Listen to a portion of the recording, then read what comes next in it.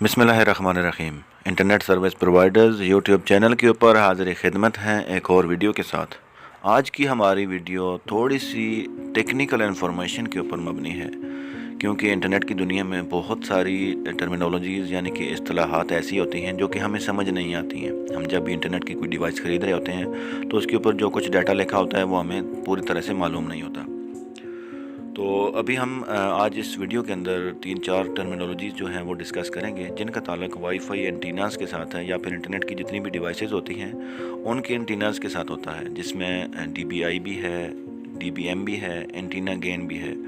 तो अभी हम सबसे पहले बात करेंगे DBI पे कि DBI क्या चीज़ है। जब भी हम इंटरनेट की कोई डिवाइस ख़रीदते हैं तो या फिर राउटर ख़रीदते हैं तो हम पहले ये देखते हैं कि उसका एंटीना कितने DBI का है। अभी जो इंडोर इस्तेमाल करने वाले एंटीनास होते हैं यानी कि वाईफाई राउटर्स वगैरह, वो क्योंकि इंडोर यानी कि कमरों के अंदर इस्तेमाल होते हैं, तो उनके जो एंटीनास का DBI होता है वो कम होता है, और वो 4 से लेकर 9 DBI तक के एंटीनास की हामिल डिवाइसेस होती हैं। और उसी तरह जो डिवाइसेस आउटडोर के लिए इस्तेमाल की जाती हैं तो वो क्योंकि लॉन्ग रेंज तक हमने सिग्नल्स ट्रांसमिट करने होते हैं तो उनके DBI ज़्यादा होते हैं, और वो 15 से लेकर 24 DBI तक होते हैं, और इससे ऊपर भी हो सकते हैं। तो आखिर ये DBI क्या चीज़ है और उसका एंटीना की परफॉर्मेंस के साथ क्या ताल्लुक है, और कितनी DBI का हामिल एंटीना इस्तेमाल के लिए ज़्यादा बेहतर होता है? क्या जितनी ज़्यादा DBI होगी एंटीना उतना ही ज़्यादा ताकतवर होगा? इन तमाम सवालों के जवाब आज हम इस वीडियो में देंगे और इस तमाम चीज़ों के ऊपर डिस्कशन करेंगे, ताकि आपको अपने लिए जो वाईफाई राउटर्स और डिवाइसेस ख़रीदनी होती हैं तो आपको बेहतर तरीके से पता हो कि कौन सी डिवाइस आपके लिए ज़्यादा मौजू है। DBI का नंबर जितना ज़्यादा होगा एंटीना की परफॉर्मेंस उतनी ही ज़्यादा होगी। मसलन एक एंटीना 9 DBI का है जबकि दूसरा एंटीना 24 DBI का है, तो 24 DBI का एंटीना ज़्यादा ताकत का हामिल होगा और उसकी दूर तक सिग्नल ट्रांसमिट करने की सलाहियत होगी। DBI को समझने के लिए हमें DB और एंटीना गेन को भी समझना पड़ेगा, क्योंकि ये भी उसी के साथ मिलती जुलती इस्तिलाहात हैं। DBI से बनता क्या है? DBI stands for decibel relative to isotrope. अभी ये डेसिबल क्या है और आइसोट्रोप क्या है, इसके लिए हमें मज़ीद इसमें थोड़ा सा रिसर्च करनी पड़ेगी। DBI से अगर आई का लफ्ज़ हटा दें तो पीछे DB रह जाता है, यानी कि डेसिबल, और आई से मुराद आइसोट्रोप है। अभी हम इन दोनों को अलग अलग समझते हैं। सबसे पहले हम DB की बात कर लेते हैं कि सादा अल्फाज में DB इनपुट और आउटपुट पावर के दरमियान फ़र्क नापने का पैमाना और इकाई है। ये वो मेजरमेंट है जो कि किसी डिवाइस को इनपुट सिग्नल्स और उस डिवाइस के फिर आगे आउटपुट सिग्नल्स के बीच में जो फ़र्क आ रहा होता है उसको नापने के लिए जो इस्तेमाल किया जाने वाला पैमाना है उसे DB कहते हैं, या फिर डेसिबल कहा जाता है।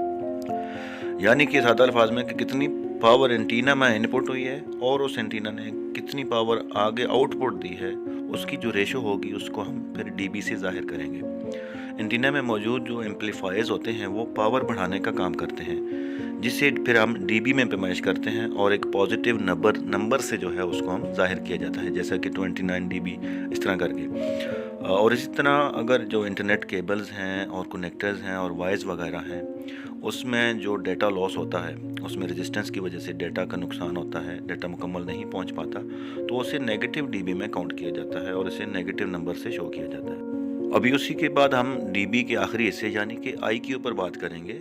आई से बनता है आइसोट्रोपिक। आइसोट्रोपिक एक ऐसा आइसोट्रोपिक एक्चुअल में एक एंटीना होता है जो कि यकसा तौर पर और एक मखसूस तरीके से हर समत में जो है वो सिग्नल ट्रांसमिट करता है, और ये एक पैटर्न बनाता है सिग्नल्स का जो कि बिल्कुल यूनिफॉर्मली एक तरीके से आगे ट्रांसमिट हो रहे होते हैं। और उसी से मिलती जुलती एक और इस्तिलाह होती है, उसको DBM भी कहते हैं, और हम देखेंगे कि DBM क्या है। DBM स्टैंड्स फॉर डेसिबल पर मिलीवाट, ये उसकी एब्रीवेशन की फुल फॉर्म है। तो ये भी आपकी जो सेलुलर की जो सिग्नल्स हैं, जो मोबाइल के सिग्नल्स होते हैं, उनको पैमाइश करने का एक और पैमाना है, और ये थोड़ा ज़्यादा एक्यूरेट है। DBM किसी भी एंटीना, वायर, केबल या फिर सिग्नल बूस्टर के पावर लेवल को पैमाइश करने का एक इंतहाई एक्यूरेट पैमाना होता है। DBM के ज़रिए की गई पैमाइश से ही हमें पता चलता है कि आपका सिग्नल बूस्टर या फिर जो कोई और एंटीना आप यूज़ कर रहे हैं वो कितने एरिया तक आपको अच्छे सिग्नल्स मुहैया करने की सलाहियत रखता है। अभी हमने DB, DBI और DBM के ऊपर हमने बात कर ली है। तो इसी के साथ एक और टर्मिनोलॉजी इस्तेमाल की जाती है जिसको एंटीना गेन भी कहता है। एंटीना गेन जो होता है वो क्या होता है, एंटीनास में इस्तेमाल होने वाली एक और मरूफ इस्तिलाह है जिसे एंटीना गेन भी कहा जाता है। अभी हम इस पर बात करते हैं कि एंटीना गेन क्या होता है। किसी भी डिवाइस से ट्रांसमिट होने वाली पावर अगर उस डिवाइस में जो पावर इनपुट हो रही है वो उससे ज़्यादा हो तो उस डिवाइस की जो ये सलाहियत है उसको हम गेन पावर कहते हैं। आपको मज़ीद आसान कर दें कि कम पावर लेकर उसे बढ़ाना और फिर आगे दोबारा बढ़ा कर आगे ट्रांसमिट कर देना, ये किसी एंटीना की जो सलाहियत होती है उसे गेन पावर कहते हैं। कि कम पावर ली उसने और आगे बढ़ा कर दोबारा ज़्यादा पावर ट्रांसमिट कर दी, तो ये उसकी एंटीना गेन होती है। इसकी मिसाल यूँ है कि जब आप अपने घर में या किसी और जगह सिग्नल बूस्टर्स लगाते हैं तो वो कम सिग्नल्स लेकर उन्हें बढ़ा रहा होता है और दोबारा फिर वो ट्रांसमिट भी कर रहा होता है और उन्हें बड़े हुए सिग्नल्स की वजह से वो सिग्नल्स ज़्यादा ताकतवर हो जाते हैं और जिससे आपको इंटरनेट की बेहतरीन रफ्तार मिलती है। जब आपको किसी डिवाइस का गेन लेवल पता होगा तो आप वो डिवाइस इंतखाब करने के लिए आपको उसमें आसानी होगी। और इन डिवाइसेस के गेन लेवल को भी DB में काउंट किया जाता है, DB यानी डेसिबल्स में। तो आपको DB, DBI, DBM और गेन लेवल के ऊपर कुछ मालूमात मिल गई हैं। तो इसकी वजह से आपको अपनी जो डिवाइस मुंतखब करने में कभी आपको लेनी पड़ती है इंटरनेट की डिवाइस, तो आपको पता होगा कि कौन सी DBI की डिवाइस मेरे लिए बेहतर है और उसका गेन लेवल कितना होना चाहिए।